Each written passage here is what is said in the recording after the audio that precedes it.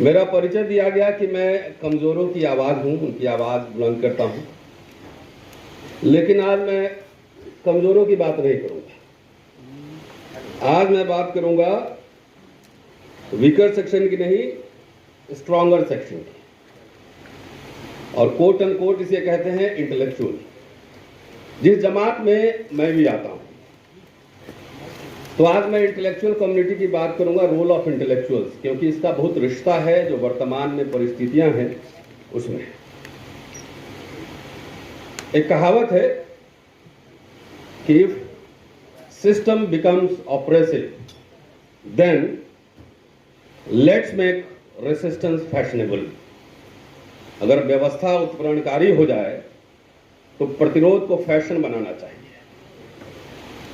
ये एक स्टेटमेंट है और वो मैं कोट कर रहा हूं, लेकिन बात करने से पहले अब चूंकि शेरो शायरी की बात हो गई तो थोड़ा मैं भी सुना दूं। तो अकबर इलाहाबादी से शुरू करता हूं।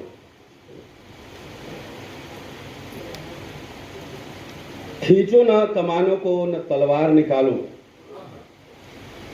खींचो ना कमानों को न तलवार निकालो, और जब तोप मुकाबिल हो तो अखबार निकालो। एक और सुना देता हूं, इसी में सब बात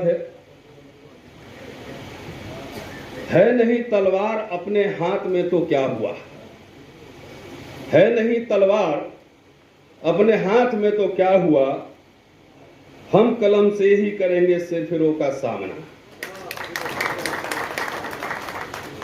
अब दिनकर बहुत ही चर्चित कवि हैं, हमारे बिहार के हैं, मैं बिहार का रहने वाला हूं, दिल्ली विश्वविद्यालय में पढ़ाता हूं। उनकी भी एक लाइन सुनाता हूं, उसके बाद संक्षेप में अपनी बात रख दूंगा। समर श्रेष्ठ है नहीं पाप का भागी केवल व्याग, समर श्रेष्ठ है नहीं पाप का भागी केवल व्याग, जो तटस्थ है समय लिखेगा उनके भी अपराध। इसमें थोड़ा ताली कम बजा रहे हैं, गड़बड़, मास्टर लोगों को ताली चाहिए होता है, पत्रकारों को। इसमें थोड़ा मैं चेंज कर देता हूं, जो तटस्थ है समय लिखेगा उसके भी अपराध, ये लाइन सही। और एक लाइन और लिख देता हूं, मौजूदा रिजीम को देखते हुए, जो आरएसएस भाजपा की रिजीम है, कि जो ढुलमुल है समय लिखेगा उनके भी अपराध। तारिक साहब, तुरंत इधर या तुरंत उधर, ओवरनाइट सेकुलर, ओवरनाइट कम्युनल, तो जो ढुलमुल है उसके भी अपराध इतिहास लिखेंगे। और ये गंभीरता से अपनी बात कह रहा हूं। मैं दो अंबेडकर साहब को भी पढ़ के आया था कि कॉन्स्टिट्यूएंट असेंबली में माइनॉरिटीज के बारे में उन्होंने क्या कहा था। आज कह रहे हैं कि तुष्टिकरण हो रहा है, तुष्टिकरण हो रहा है, तो क्या क्या यहाँ के माइनॉरिटीज को मिल गया, जरा ये भी तो बता देते लिस्ट। कोई जागीरदारी मिल गई, जमीन मिल गई, रिजर्वेशन मिल गया, क्या मिल गया, कि डंडे मिल रहे हैं। तो बाबा नागार्जुन, नाम आप में से सुना होगा आप लोग कई लोगों ने, उन्होंने भ्रष्टाचार के 5 स्तंभ बनाए थे, बताए थे, और उसमें से 5वां जो स्तंभ है वो बड़ा स्पेशल है। उसके बारे में वो लिखते हैं कि 5वीं लेकिन स्पेशल कतार होगी बुद्धिजीवियों, साहित्यकारों और कलाकारों की। इस कतार को मैं स्पेशल इसलिए मानता हूं कि बुद्धिजीवियों, साहित्यकारों और कलाकारों की ठकुर सुहाती के बिना शासक वर्ग इतना पतित हो ही नहीं सकता था। पत्रकार, प्रोफेसर, इंटेलेक्चुअल जब नेताओं की चमचागिरी में लहालोट होने लगे, तब आप समझ रहे हैं, वकील साहब, वकील लोग जब लड़ाई लड़े थे तो देश को आजाद करवा दिया था।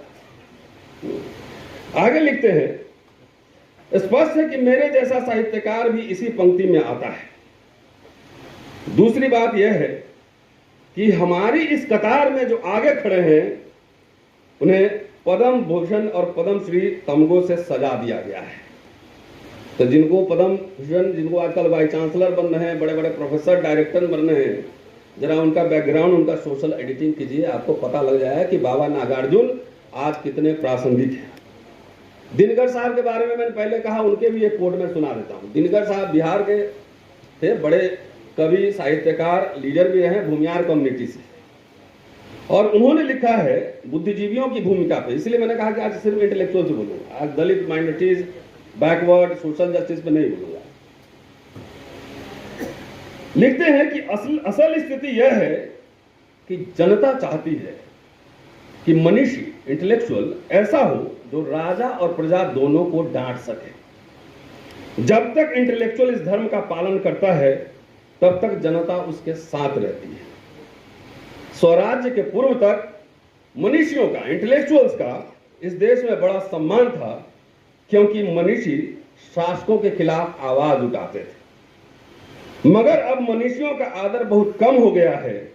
जो मनीषी लेखक और कवि हैं वे कला की सेवा तो करते हैं, लेकिन समय के जलते प्रश्नों पर अपना विचार व्यक्त नहीं करते। स्पष्ट है यह सुरक्षा की राह है, और जो सुरक्षा खोजता है जनता उसकी खोज नहीं करती। हम लोग सुरक्षा की खोज में ही मारे गए। राजनीति, अफसरशाही और इंटेलेक्चुअल्स के संबंध में और जो चाटुकारिता की जो संस्कृति उभरी है, जो फोर्थ पिलर कहते हैं मीडिया में, एकेडमिक्स में, आप लीगल प्रोफेशन में, उसके बारे में जो बात कर रहे हैं वो सुनिए, दिलचस्प है। आज जो स्थिति है कि जिस समाज में हम जीते हैं उसका प्रोपराइटर राजनीतिज्ञ है, पॉलिटिशियन है, मैनेजर अफसर है, और मनीषी इंटेलेक्चुअल मजदूर है। कुछ मनीषी अध्यापक और प्राध्यापक हैं, कुछ लेखक और कवि हैं, मगर वे हमेशा चौकन्ने और सतर्क रहते हैं कि कहीं मुंह से ऐसी बात न निकल जाए जिससे सरकार या विश्वविद्यालय के अधिकारी नाराज हो। जिस समाज के मनीषी सुरक्षा की भावना से इतने सशंकित, भयभीत हो, उस समाज का नेता राजनीतिज्ञ ही होगा। सरस्वती और लक्ष्मी में बैर है, यही सिद्धांत ठीक था। हमने इस बैर को बुझाने की कोशिश की, हमारी एक गलती हो गई। What is the role of intellectual? Even we have to criticize, और समीक्षा, विश्लेषण करना है, चाहे सरकार हो, प्राइम मिनिस्टर हो, लीडर हो, कोई भी हो। और ये बात मैं क्यों कह रहा हूं कि मैं दिल्ली यूनिवर्सिटी के सबसे एलीट कॉलेज में पढ़ाता हूं, और आगे विश्वविद्यालय में देखिए, एक नंबर कुंजी छाप, फर्जी, परचून छाप, आर्टिकल, किताब लिख के प्रोफेसर बन रहे हैं और वाइस चांसलर बन रहे हैं। परचून छाप, अगर आप विजिलेंस इंक्वायरी करवा लीजिए, मैं गारंटी, दावा दे रहा हूं, जिम्मेदारी से कह रहा हूं। तो जब intellectual professor, vice chancellor, principal परचून छाप, किताब, आर्टिकल, कुंजी लिख के बनेंगे, तो उस इंटेलेक्चुअल से आप क्या एक्सपेक्ट करते हैं? वो तो बेचारा अब तो किसी तरीके से नौकरी बचाने में, अपना सर्टिफिकेट छुपाने में, अपना लेख छुपाने में परेशान है। अरे हम लोग लिखते हैं तो जाके गूगल कीजिए, उसमें किताबें निकल जाएंगी। काशी प्रसाद जायसवाल में मेरी 6 किताबें मिल जाएंगी। इनके जाके बायोडाटा चेक कीजिए, कहीं गूगल पे कहीं नहीं मिलेगा।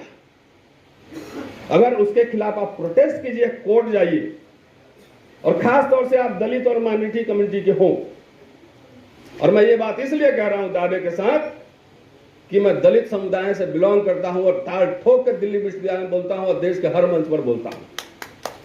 आप चले जाइए, इनको सवाल उठाइए, खाली वाइस चांसलर को और प्रिंसिपल को और प्रोफेसर को, और किसी फोरम पे चले जाइए। जब पता लग जाएगा कि ये पिटिशनर, ये जो फरियादी है वो माइनॉरिटी है या दलित समुदाय का है, पूरी कायनात लग जाती है उस अपराधी को बचाने में। आपको न्याय नहीं मिलेगा, नहीं मिलेगा न्याय। और मैं अपने एक्सपीरियंस से कह सकता हूं, पॉइंट ऑफ रेफरेंस मैं, अपने बारे में ज्यादा नहीं बोलूंगा, गड़बड़ हो जाएगा, लगेगा कि हम आप अपनी कथा सुना रहे हैं। लेकिन this is the reality and it is happening everywhere in the country. तो जाके आईएम के प्रोफेसर को उठा के देखिए, कौन वाइस चांसलर बन रहा है। जब तक आपको सर्टिफिकेट संगम शरणम का नहीं मिलेगा तब तक आप बन नहीं सकते। दिल्ली यूनिवर्सिटी में 28वां साल पढ़ाने का मेरा अनुभव है। 11 किताबें लिख के मैं एसोसिएट प्रोफेसर हूं। अभी विकास जी आते तो पूछते क्या एफआईआर होने से किसी का विदेश जाना रुक सकता है? वकील साहब हैं, मित्तल साहब बताएं। सिर्फ एफआईआर होने से किसी का प्रमोशन, विदेश जाना, लेक्चर देना, ये तमाम को रुक सकता है? पूरी कायनात लगी हुई है कि इसको रोक दो। लेकिन क्या मेरी गिरफ्तारी से भी मेरी आवाज कमजोर हुई कि उसके बाद जब निकल कर आया और मजबूती से और दबंगई से इनके कुशासन के खिलाफ आवाज उठाते हैं, लिखते हैं और बोलते हैं। और यही इंटेलेक्चुअल का काम है। इतिहास जो है कायरों का, बुज़दिलों का नहीं लिखा जाता है। इतिहास बहादुरों का, योद्धाओं का लिखा जाता है। वैसे लिखा तो जाता है माफी वीरों का भी, ये भी लिखा जाता है। लेकिन जब हमारा इतिहास 50 साल बाद लिखा जाएगा तो ये जरूर लिखा जाएगा कहीं फुटनोट में इतना छोटा सा कि जब आग लगी हुई थी जंगल में तो अपने औकात के हिसाब से टक्कर ले रहे थे, मुकाबला कर रहे थे। हम कोई पॉलिटिकल आदमी नहीं है, इंडिविजुअल रिसर्चर एक्टिविस्ट है। और पता नहीं तारिक साहब ऐसे लोगों को बचाने की जिम्मेदारी अपोजिशन पार्टी, पॉलिटिकल पार्टी की है कि नहीं। जर्नलिस्ट जो लड़ रहे हैं, जो गिरफ्तारी हो रही है, जो इंटेलेक्चुअल्स लड़ रहे हैं, जो वकील लड़ रहे हैं, उनकी जिम्मेदारी है कि नहीं, ये आप लोग तय करेंगे, मैं नहीं कर सकता। हम लोग अपना काम ईमानदारी से करते रहे। कॉन्स्टिट्यूएंट असेंबली में डॉक्टर अंबेडकर ने माइनॉरिटीज को जो सहूलियत दी जा रही थी उसके बारे में उनका स्टेटमेंट है। और इट वाज 4 नवंबर 1948 संविधान सुपुर्द करने से तकरीबन 1 साल पहले उन्होंने लिखा है और बहुत ही दिलचस्प है, आप गंभीरता से सुनिएगा। कई मंच पे ये कोट में देख चुका हूं कि माइनॉरिटीज को जो प्रावधान दिया गया है छूट का, इसके लिए ड्राफ्टिंग कमेटी जिम्मेदार नहीं है, पूरा कॉन्स्टिट्यूएंट असेंबली का ये ओपिनियन था कि माइनॉरिटीज को ये राइट्स दिया जाए। इस देश में माइनॉरिटी और मेजॉरिटी दोनों ने गलत मार्ग अपनाया है।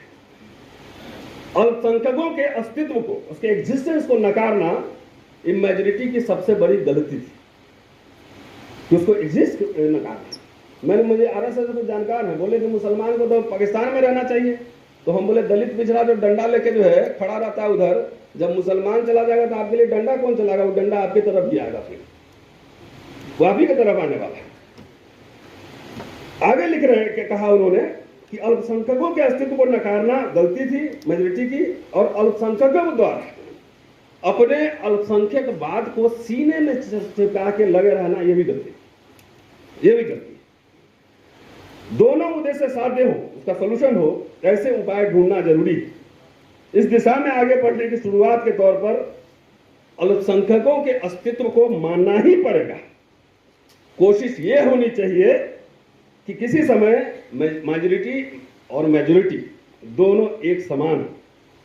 संविधान सभा द्वारा उपाय जो सुझाए गए हैं उसका स्वागत होना चाहिए। अल्पसंख्यक के जो राइट्स दिए गए हैं उसका जो विरोध करते हैं, उसके लिए अंबेडकर ने 2 बातें कही, और 2 बातें बहुत ही ऐतिहासिक है। पहली बात कि यह कि अल्पसंख्यक विस्फोटक शक्ति होती है। अल्पसंख्यक विस्फोटक शक्ति होती है, उसका विस्फोट होने से पूरे राज्य का खतरा, पूरे राज्य पर खतरा बन सकता है।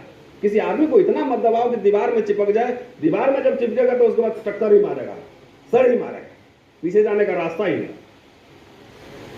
यूरोप का इतिहास इसी तरह की भरपूर और भयानक घटनाओं का गवाह है। दूसरी बात यह कि भारत के माइनॉरिटी ने अपना अस्तित्व, अपना एग्जिस्टेंस बहुसंख्यकों को सौंपना स्वीकार किया है। भारत के मुसलमानों ने मुसलमानों को नेता नहीं माना। उनके सारे नेता जवाहरलाल नेहरू हो, अंबेडकर हो, कोई भी हो, इंदिरा गांधी हो, वो सब हिंदू नेता रहे, चाहे लालू प्रसाद यादव हो, मुलायम सिंह यादव। उन्होंने हिंदुओं को अपना नेता माना। और यहां पर आयरलैंड का एक एग्जाम्पल देते हैं जो बेहद दिलचस्प है कि आयरलैंड में जब प्रोटेस्टेंट अल्पसंख्यक अपनी मांग कर रहे थे तो उस डिबेट में रेमंड ने कार्सन से कहा कि प्रोटेस्टेंट अल्पसंख्यक के लिए आपको जो चाहिए, जो सहूलियत चाहिए वो मांग लीजिए, हम आपको देंगे, लेकिन आयरलैंड को एक रहने दीजिए। कार्सन ने जवाब दिया था कि आपके द्वारा जो सुविधाएं हमें दी जा रही है उसको चूल्हे में झोंकिए, चूल्हे में झोंकिए। हमें यह बिल्कुल मंजूर नहीं कि आप हम पर राज करें। लेकिन भारत के किसी भी माइनॉरिटी ने, किसी भी अल्पसंख्यक ने ऐसी धारणा नहीं अपनाई, किसी ने ऐसी भूमिका नहीं अपनाई। उन्होंने बहुसंख्यक हिंदुओं का राज स्वीकार किया, उसका नेतृत्व स्वीकार किया। इसलिए अल्पसंख्यकों के प्रति भेदभाव न करना आपका कर्तव्य है। इसका एहसास जो मेजॉरिटी हिंदू है उसको रखना होगा। अल्पसंख्यकवाद टिका रहे या खत्म हो, एक सार हो, यह बहुसंख्यकों के बर्ताव पर निर्भर करेगा। अल्पसंख्यक के विरोध में भेदभाव करने की आदत बहुसंख्यक मेजॉरिटी जिस क्षण छोड़ेंगे उस क्षण अल्पसंख्यकों के अस्तित्व का कोई कारण नहीं होगा, वे एक सार हो जाएंगे। ये मैं नहीं कह रहा हूं। बाबा साहब के नाम पर ढोल मत बजाओ, गले में माला और विचारों पर ताला। बाबा साहब के नाम पे इंटरनेशनल सेंटर मत बनाओ, बड़ी मूर्ति मत बनाओ। ये पन्ने उठा कर देखो, वॉल्यूम 40 पेज नंबर 109 जाके पढ़िए। तो बाबा साहब के नाम लेकर अब ह्यूमैनिटी के खिलाफ लोगों को भड़काओगे, ये नहीं चलेगा। भले ही हमारी संख्या प्रतिरोध करने वाले की संख्या कम हो, लेकिन यह प्रतिरोध जारी रहेगा। लोकतंत्र चलाने के लिए क्या शर्तें होनी चाहिए? ये पूना के 1952 में पूना के डिस्ट्रिक्ट कोर्ट में डॉक्टर अंबेडकर का बहुत ही जबरदस्त भाषण है। 7 पॉइंट है, डिटेल्स नहीं जा रहा हूं, खाली पॉइंट्स में कह दे रहा हूं।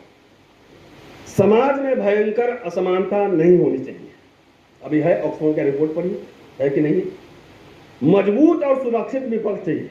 सब जेल में जा रहे हैं, विपक्ष डराया जा रहा है। कानून और प्रशासन में समानता। कानून में तो सब बराबर है, लेकिन प्रशासन की नजर में समान है कि नहीं? बुलडोजर किसी खास लोगों का घर ही देख रहा और किसी का नहीं देख रहा।